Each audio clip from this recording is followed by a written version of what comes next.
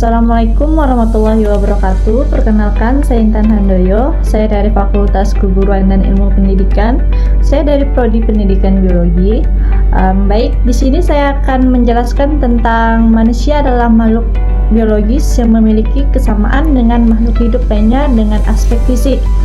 Nah, satu, manusia diciptakan dari unsur alam. Al-Quran menjelaskan bahwa manusia diciptakan dari tanah atau turab atau serpati tanah, teman-teman. Kemudian melalui proses air mani atau disebut nutfah, artinya secara fisik tubuh kita berasal dari unsur-unsur bumi, teman-teman.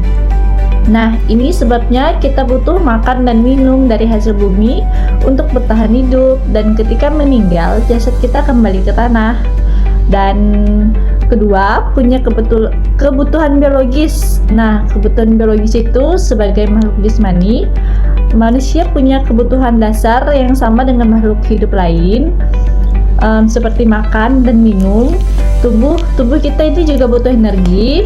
Dengan tubuh yang berkembang, kita mengalami masa bayi, anak-anak, remaja, dewasa, hingga tua. Nah, berkembang biak, manusia memiliki hasrat untuk berpasangan dan memiliki keturunan, merasa lelah, sakit, dan mati. Nah, itu kondisi fisik manusia bisa lemah dan tidak kekal ya, teman-teman. Nah, yang ketiga, bentuk yang sempurna. Meskipun berasal dari tanah, Allah menciptakan manusia dalam bentuk fisik yang paling sempurna, seperti dalam Quran surah At-Tin ayat 4. Artinya, kita punya akal, panca indera, dan struktur organ yang lebih lengkap dibandingkan makhluk lain. Kesempurnaan fisik ini memungkinkan kita untuk berpikir dan beraktivitas dengan baik. Ringkasan sederhananya, jadi hakikat manusia sebagai makhluk hidup dan jismani menurut Al-Quran adalah kita sebagai makhluk biologis, teman-teman, biasa yang terbuat dari bahan bumi, butuh makan, minum, istirahat, dan kita juga akan mati dan kembali pada Allah. Tapi kita istimewa karena diberi fisik yang sempurna dan akal, dan manusia juga memiliki perasaan dan hati ya, teman-teman. Di sini istimewanya manusia. Dia berbeda dari ciptaan Allah yang lain, dari hewan, tumbuhan. Hewan-tumbuhan itu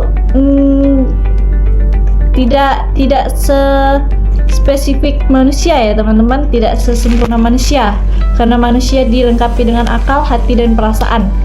Dan ini mengingatkan kita agar tidak sombong, karena asal-usul kita ini sederhana, yaitu dari tanah dan akan kembali ke tanah. Dan kita juga harus menjaga kesehatan tubuh sebagai anugerah dari Allah. Melanjutkan pembahasan kita tadi, teman-teman, kita sudah tahu bahwa manusia secara fisik ya sama seperti makhluk hidup lainnya, teman-teman.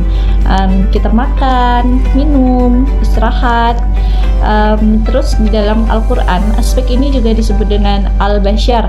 Tapi Al-Quran tidak berhenti di situ saja, teman-teman.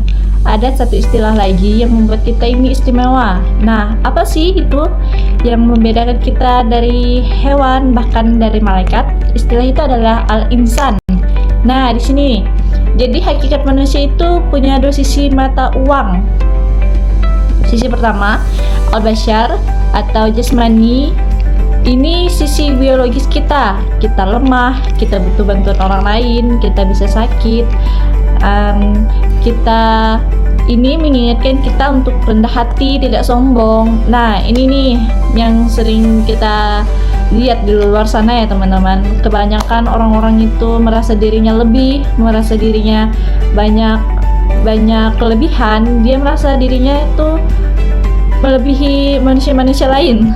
Padahal kita semua di mata Allah itu sama ya, teman-teman. Dan sisi kedua yaitu al-insan.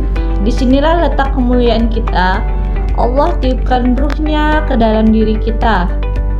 Dan apa dampaknya sih kalau ruhnya ditiup ke dalam diri kita? Oke.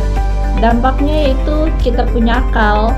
Hewan punya insting, kita punya akal untuk memilih mana yang baik, mana yang buruk. Nah, di sini teman-teman kita harus tahu ya mana yang baiknya, mana yang buruknya, dan mohon ya teman-teman jangan mudah terpengaruh oleh hal-hal buruk. Kita itu diciptakan dengan akal ya teman-teman, jadi kita harus pandai memilih yang mana yang baik dan mana yang buruk.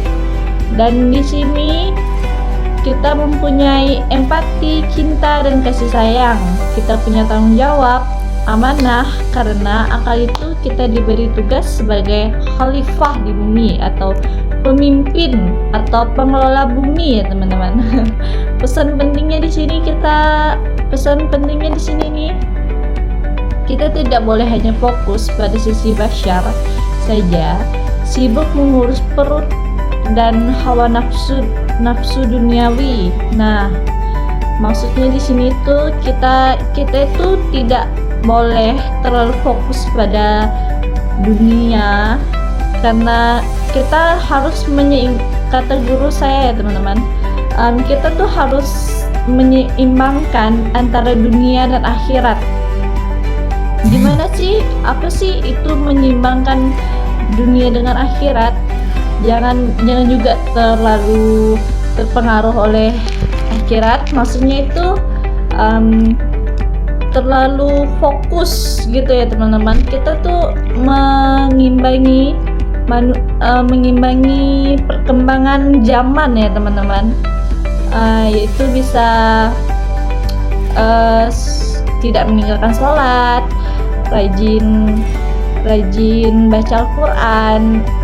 Tapi di sisi itu kita juga bekerja, mencari nafkah, misalkan tidak hanya fokus mengaji terus menerus di dalam masjid dengan tidak bekerja, tidak mencari makan, terus nanti kalau perutnya lapar ya kan bingung sendiri ya teman-teman.